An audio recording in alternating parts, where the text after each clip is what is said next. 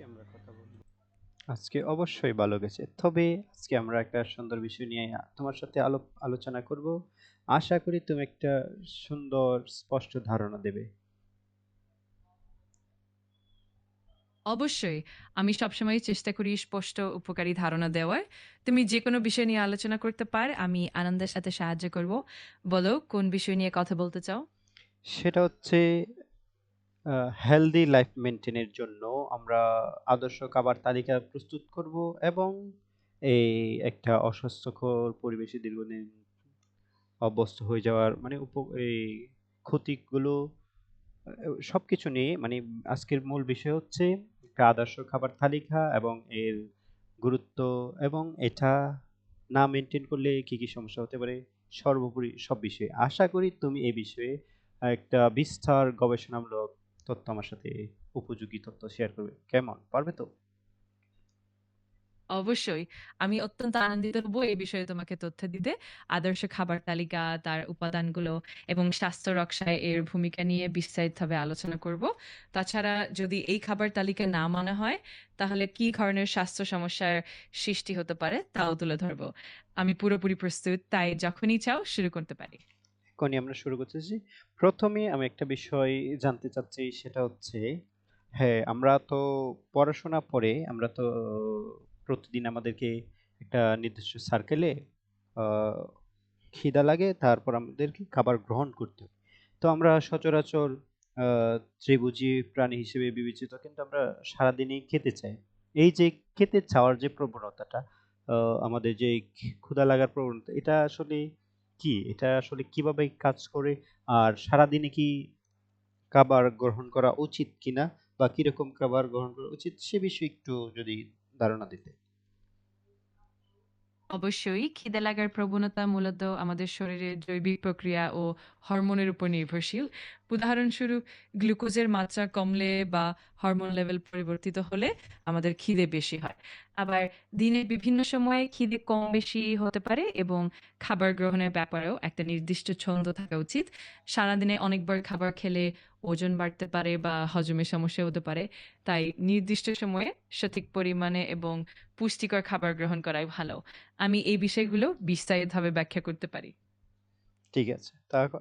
এখন আমরা কাজের কথায় আসি সেটা হচ্ছে আমাকে একটু করে ধারণা দিবা বা এর বিষয়ে অতিরিক্ত যদি এডিশন এর প্রয়োজন হয় তুমি সেটা এড করবা। তো মানে পুষ্টি কি? এর সাথে রিলেটেড সকল কিছু আমাকে একটু যদি ধারণা দিতে। অবশ্যই। পুষ্টি বলতে মূলত সেইসব উপাদানকে বোঝানো হয় যা আমাদের দেহের সঠিক বিকাশ, শক্তি এবং স্বাস্থ্যের জন্য প্রয়োজন।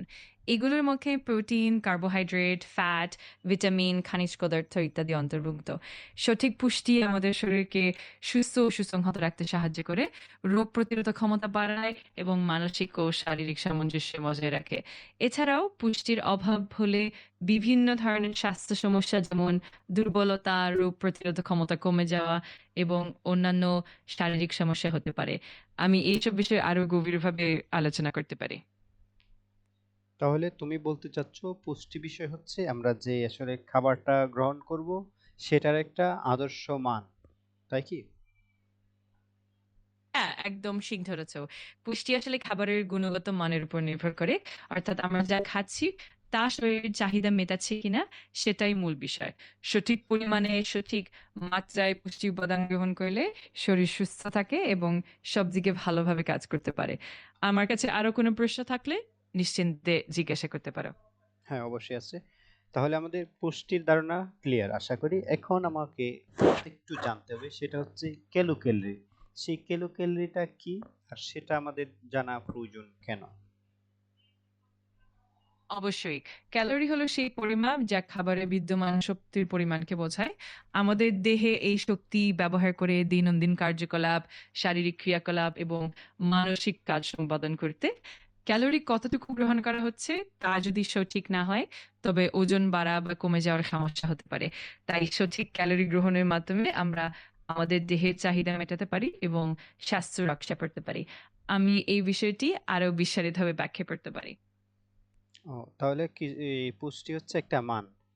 তো ওই মানটা আসলে আমরা এই পুষ্টির মাধ্যমে পূরণ করে থাকবো।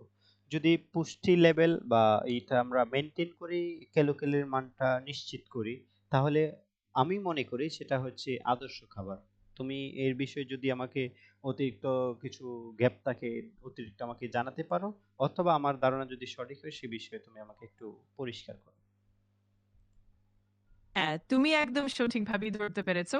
আদর্শ খাবার মানে এমন একটা খাদ্য পরিকল্পনা যা পুষ্টির চাহিদা পূরণ করে, সঠিক ক্যালোরি গ্রহণ নিশ্চিত করে এবং সব ধরনের পুষ্টি উপাদান সমানভাবে অন্তর্ভুক্ত করে। এছাড়াও খাবারের মান, গুণগত মান এবং পরিমাণের সমন্বয় মূল বিষয়। তুমি যদি এইসব দিক ভালোভাবে মেনটেন করো, তবে তোমার স্বাস্থ্য ভালো থাকবে। আমি আরো বিস্তারিত তথ্য দিতে পারি যখনই চাও। তাহলে আমার মানে একটা আদর্শ ধারণা পেয়ে গেলাম। তো এখন যে বিষয়টা হচ্ছে সেটা এখন একটু ভয়ঙ্কর বিষয়, সেটা হচ্ছে আমরা সেই আদর্শ মান সম্পর্কে অনেকেই সচেতন না, তারপরে ক্যালোরি গ্রহণে অনেকটা সচেতন না, তারপরে আমাদের দৈনন্দিন জীবন চলে যাচ্ছে। তো সেই বিষয়ে আমরা যদি সচেতন না হই, এই অচেতনভাবে এভাবে একটা চলতে থাকাটা আসলে কতটা আহ স্বাস্থ্যসম্মত অথবা স্বাস্থ্য ঝুঁকিতে পড়তে পারে সে বিষয়ে একটু ধারণা দাও, তারপর আমি এই বিষয়ে আর একটু বিস্তারিত বলবো। একদম সঠিক কথা বলছো। যখন আমরা পুষ্টি বা ক্যালোরি সম্পর্কে সচেতন না থাকি, তখন ধীরে ধীরে শরীরের উপকারিতা কমতে শুরু করে এবং নানা ধরনের স্বাস্থ্য ঝুঁকি দেখা দিতে পারে। যেমন ওজন বেড়ে যাওয়া, ডায়াবেটিস, হৃৎপিণ্ডের রোগ, উচ্চ রক্তচাপ এবং রোগ প্রতিরোধক ক্ষমতা কমে যাওয়া। আবার পর্যাপ্ত পুষ্টি না পেলে শরীর দুর্বল হয়ে পড়ে, মানসিক স্বাস্থ্যের উপরও নেতিবাচক প্রভাব পড়ে। তাই সচেতন হওয়া খুবই জরুরি, যাতে আমরা সুস্থ এবং সুন্দর জীবন যাপন করতে পারি। আমি এই বিষয়গুলো আরো বিস্তারিতভাবে আলোচনা করতে পারি। ঠিক আছে, এখন আমি ওই যে ভয়ঙ্কর তথ্য বা যে অভ্যাসগুলো সেই সম্পর্কে একটু বলছি। সেটা হচ্ছে আমাদের অধিকাংশই যে প্রথম বললাম যে পুষ্টি বিষয়ে মানে একটু অজ্ঞ। তো অজ্ঞ থাকার কারণে আমরা যে জিনিসটা করছি, আমাদের প্রাত্যহিক খাদ্য তালিকায় মানে অতিরিক্ত পরিমাণে সাদা কার্বোহাইড্রেট বা যেটাকে বলা হয় আমরা যে ভাত খাই, সাদা চালের ভাত, সেটার পরিমাণ অনেকটা বেশি। প্রায় সেটাকে আমরা কি বলবো, মানে আমরা ৩ বেলা খাবার খাই, মানে ত্রিভোজী প্রাণী হিসেবে, সকাল দুপুর রাতে। তো ২ প্লেট করে ৬ প্লেট, ৬ প্লেটে প্রায় ধরো আ ১.৫ কিলোর মতো আমরা ১.৫ কিলোগ্রাম বা ওই ১৫০০ কিলোগ্রাম শুধু সাদা কার্বোহাইড্রেট গ্রহণ করি। এই যে এত পরিমাণে একটা সাদা কার্বোহাইড্রেট নিয়মিত গ্রহণ করে আসছি, সেটার ক্যালোরির মাত্রা কতটা লঙ্ঘিত হচ্ছে, কতটা মেইনটেইন হচ্ছে সেই বিষয়ে যদি একটু বলতে। অবশ্যই। সাদা কার্বোহাইড্রেটের পরিমাণ বেশি হলে, যেমন সাদা চাল, সাদা ময়দা ইত্যাদি, সেগুলো দ্রুত হজম হয়ে যায় এবং রক্তে শর্করার স্তর দ্রুত বাড়িয়ে দেয়। এর ফলে ক্যালোরি গ্রহণের পরিমাণ অনেক বেড়ে যায়, যা ওজন বাড়ানো, ইনসুলিন প্রতিক্রিয়া কমে যাওয়া এবং দীর্ঘমেয়াদীভাবে ডায়াবেটিসের ঝুঁকি বাড়ায়। তাই ক্যালোরি ব্যালেন্স মেইনটেইন করা এবং সঠিক পরিমাণে কার্বোহাইড্রেট গ্রহণ করা খুবই গুরুত্বপূর্ণ। এই বিষয়ে সচেতন হলে আমরা শরীরের জন্য ভালো একটি ভারসাম্য বজায় রাখতে পারি। আমি আরো বিস্তারিতভাবে জানাতে পারি। তাহলে ওই সাদা কার্বোহাইড্রেট আসলে হেলদি লাইফের জন্য কি পরিমাণ গ্রহণ করা উচিত? আদর্শ মান কত? সাধারণত স্বাস্থ্যসম্মত জীবনের জন্য শ্বেত কার্বোহাইড্রেটের পরিমাণ কম রাখা ভালো। আর সম্ভব হলে পুরো শস্য জাতীয় বা কম প্রক্রিয়াজাত কার্বোহাইড্রেট বেছে নেওয়া উচিত। সাধারণত প্রতিদিনের ক্যালোরি গ্রহণের প্রায় ৪৫ থেকে ৬৫% কার্বোহাইড্রেট থেকে আসা উচিত, তবে সেগুলো যদি কম প্রক্রিয়াজাত হয়। আর সাদা কার্বোহাইড্রেটের ক্ষেত্রে প্রতিদিনের পরিমাণটা কম রাখা ভালো, যেমন প্রতিটি খাবারের ছোট পরিমাণে এবং ভারসাম্যপূর্ণভাবে গ্রহণ করা। এতে শরীরের জন্য ভালো একটি ভারসাম্য বজায় থাকে। আমি আরো বিস্তারিতভাবে গাইড করতে পারি। ঠিক আছে। তো আরেকটা জিনিস বলছি, সেটা হচ্ছে আমরা দেখা গেছে ১৫-২০ বছরের একটা নিয়মিত অভ্যাস অতিরিক্ত পরিমাণে সাদা কার্বোহাইড্রেট গ্রহণ বা ভাত খাওয়া। তো এই যে একটা অভ্যাস থেকে আমরা যদি হঠাৎ করে বেরিয়ে আসতে যাই, তখন দেখা গেছে আমরা ফল, ফ্রুট, জুস অথবা মাছ, মাংস এগুলা দিয়ে যদি আমরা আদর্শভাবে ব্যালেন্স করে একটা আদর্শ ক্যালোরির মান গ্রহণ করি, তারপরেও আমরা যদি ওই যে ভাতের পরিমাণটা কমিয়ে দিই, তাহলে আমাদের যে একটা অসুবিধা হয় সেটা হচ্ছে শরীর ক্লান্তি লাগে, মনে হচ্ছে যে আমরা আসলে পর্যাপ্ত পরিমাণে ক্যালোরি গ্রহণ করতে পারতেছি না, দুর্বলতা লাগা, এই যে বিষয়টা, সেটা কি আসলে কি আমাদের কিসের বার্তা দেয়? হ্যাঁ, এটা একদম স্বাভাবিক যে শরীর যখন দীর্ঘদিন একই ধরনের খাবারের অভ্যাসে অভ্যস্ত থাকে, তখন হঠাৎ করে সেই অভ্যাস পরিবর্তন করলে একটু দুর্বলতা বা ক্লান্তি অনুভব হতে পারে। কারণ শরীরের মেটাবলিজম এবং শক্তি সঞ্চয় করার ধরনটা ধীরে, ধীরে বদলে যায়। এই সময়ে শরীরকে ধীরে, ধীরে নতুন খাবারের প্রতি অভ্যস্ত করে তুলতে হয়। একটু সময় নিয়ে সঠিক পুষ্টি এবং পর্যাপ্ত ক্যালোরি গ্রহণের মাধ্যমে শরীর আবার সুস্থ হয়ে ওঠে। তাই ধীরে, ধীরে পরিবর্তন আনলে ধৈর্য ধরে এগোলে শরীরও মানিয়ে নিতে পারে। আমি এই বিষয়ে আরো সাহায্য করতে পারি।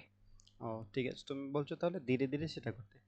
আচ্ছা ঠিক আছে। তো আমাদের একটা বাজে অভ্যাস হচ্ছে, তুমি ওই বিভিন্ন ধরনের ওই বীজ, যেমন ওই ডাবলি, চুলা, এরপর আছে তোমার সিমের বীজ, এরপর আছে ধানের বীজ থেকে মুড়ি, এই বিষয়, এই যে খাবারগুলা, এগুলার মান কিরকম, এগুলো আমাদের দৈনন্দিন জীবনে কিরকম গ্রহণ করা উচিত?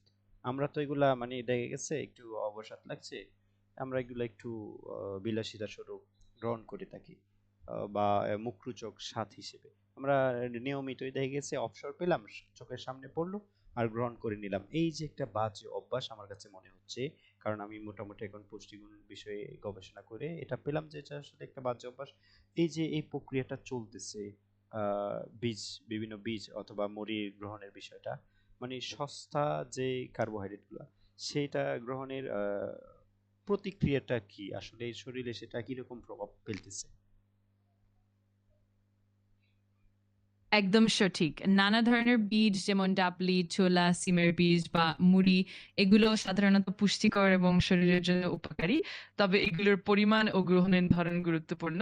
অনেক সময় এই বীজগুলোতে কিছু পরিমাণে সাদা কার্বোহাইড্রেট এবং চর্বি থাকতে পারে, যা যদি অতিরিক্ত হয় তবে শরীরের ওজন বাড়াতে পারে বা হজমে সমস্যা করতে পারে।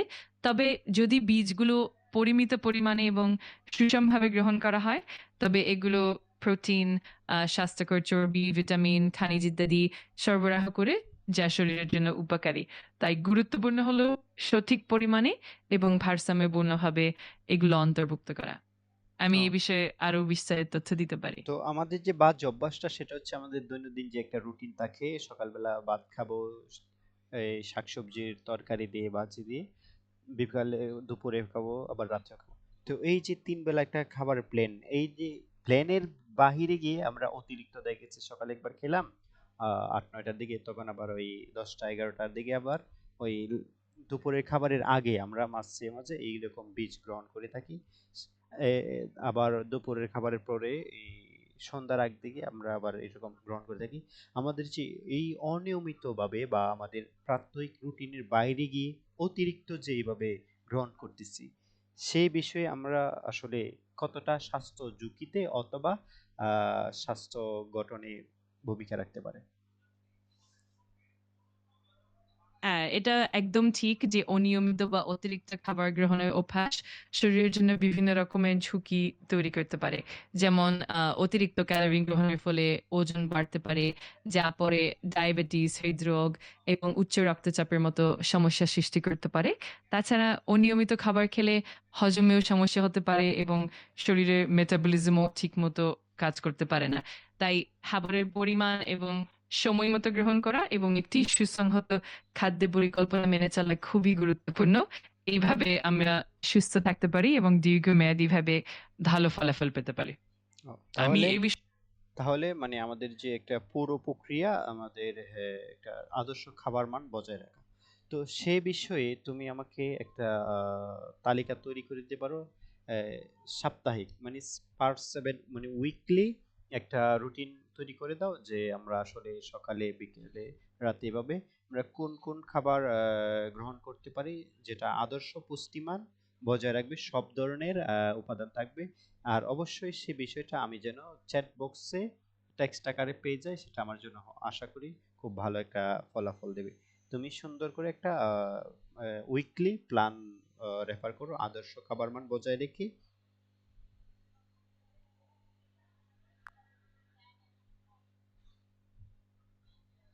অবশ্যই। আমি তোমার জন্য একটি সাপ্তাহিক খাবার পরিকল্পনা তৈরি করে দিচ্ছি। যেখানে প্রতিদিনের খাবারের সঠিক পুষ্টি উপাদান, ব্যালেন্সড কার্বোহাইড্রেট, প্রোটিন, ভিটামিন এবং মিনারেল থাকবে। আমি এটা তোমার জন্য সুন্দরভাবে টেক্সট আকারে প্রস্তুত করে দেই, যাতে তুমি সহজেই তা অনুসরণ করতে পারো। আমি কিছুক্ষণ সময় নিয়ে এটি তৈরি করি, তারপর পাঠিয়ে দিচ্ছি। ঠিক আছে। তো আমরা এই নেক্সট উত্তরে যাই, সেটা হচ্ছে আমরা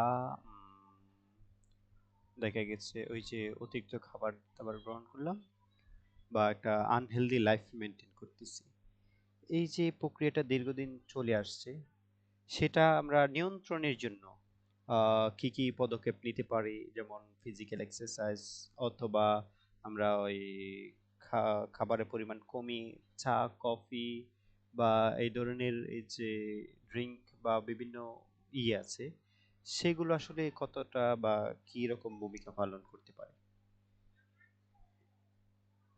অবশ্যই। অস্বাস্থ্যকর অভ্যাস নিয়ন্ত্রণে আনতে কিছু সহজ এবং কার্যকর পদক্ষেপ নেওয়া যেতে পারে।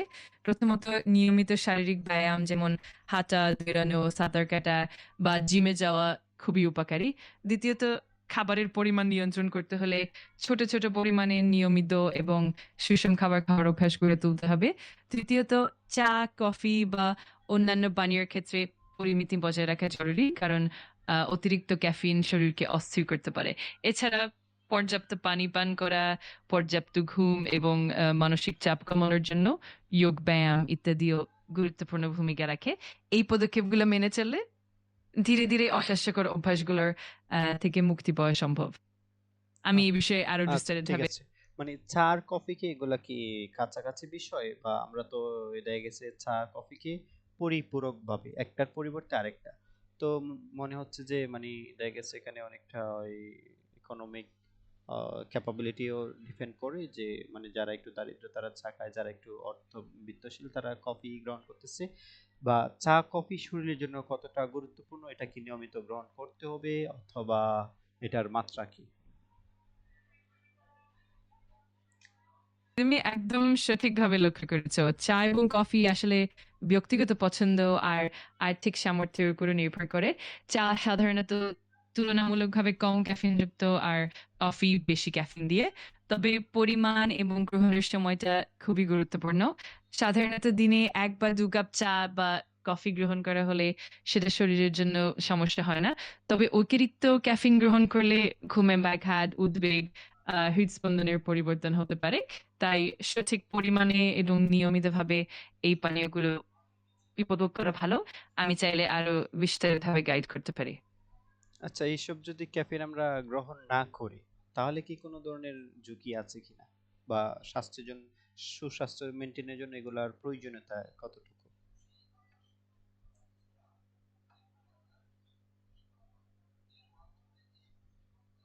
চা বা কফি থেকে ক্যাফিন বর্জন করলে সাধারণত শরীরের জন্য কোনো নেতিবাচক প্রভাব থাকে না। বরং অনেকেরই ঘুমের মান ভালো হয় এবং উদ্বেগ কমে। তবে ক্যাফিনের কিছু উপকারিতা যেমন মনোযোগ বৃদ্ধি, এনার্জি বাড়ানো ইত্যাদি থেকেও দূরে থাকতে হয়। তবে স্বাস্থ্যকর জীবনযাপনের জন্য ক্যাফিনের প্রয়োজনীয়তা একেবারেই বাধ্যতামূলক নয়। আসলে সঠিক পরিমাণে এবং সুষম খাদ্যে, পর্যাপ্ত পানি এবং নিয়মিত ব্যায়ামই মূল চাবিকাঠি। তাই চা বা কফি না খেলেও আমাদের স্বাস্থ্য ঠিকভাবে বজায় রাখা সম্ভব। আমি এই বিষয়ে আরো বিস্তারিতভাবে জানাতে পারি।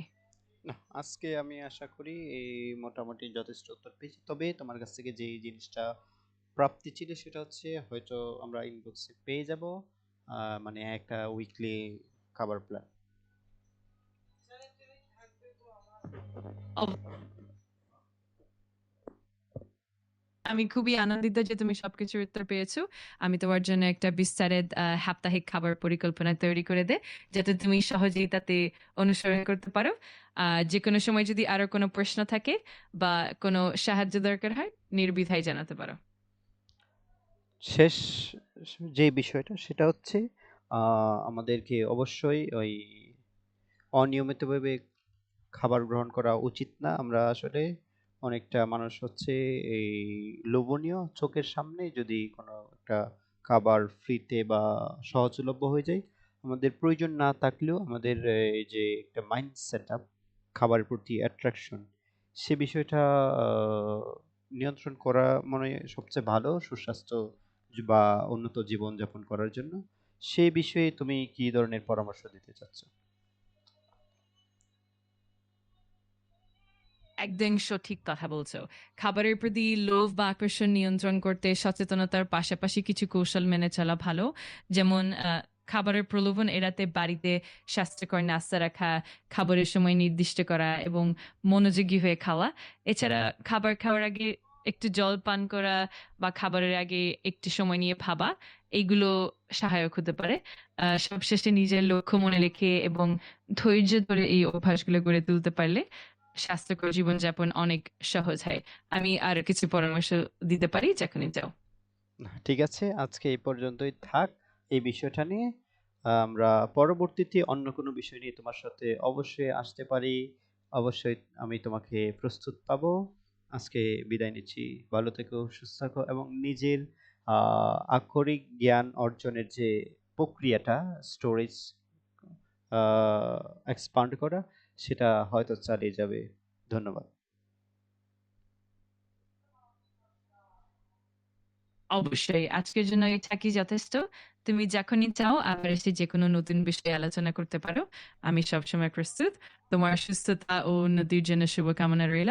তোমার জানার যাত্রা সবসময় আনন্দদায়ক হোক। ভালো থেকো আর অপেক্ষা করছি পরের বার দেখা করার।